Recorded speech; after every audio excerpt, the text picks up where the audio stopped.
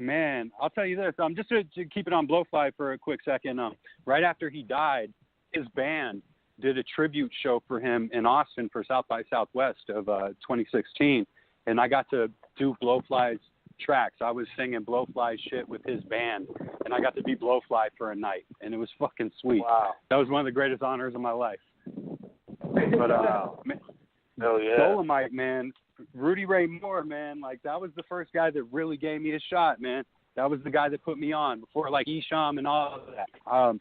I was a fan of Dolemite. Like I loved his movies, I loved his stand-up, and I'd go to his shows a lot. Whenever he'd do a show near me, I'd go out to Vegas where he lived, and throughout time we got like familiar with each other. And I asked him like, you know, what would it take for me to, you know, be able to work with you? And he just was cool about it. He's like, man, just come through.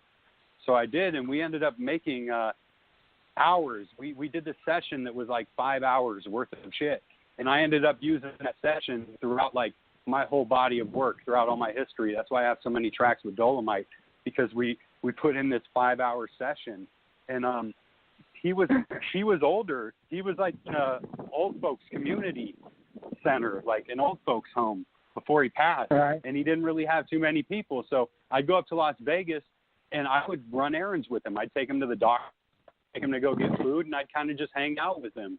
And it was crazy. Me and Dolemite in the Rack Center have been old. And in that, he gave me a lot of advice. He gave me a lot of game, and he opened a lot of doors for me, you know? So I have Dolemite tattooed on my arm. Like, he'll be with me forever. That's dope you talking about. Thanks for calling in, 989. I appreciate you. That's dope you Thanks, talking man. about you're hanging out with Dolemite, you know what I'm saying, during the last days of his life. I mean, that's got to be amazing right there. That guy influenced so many people. He's all over them Two Live Crew records. He's all over so many people's records. I mean, it's just ridiculous. You know what I'm saying? Rest in peace. I mean, one of my biggest...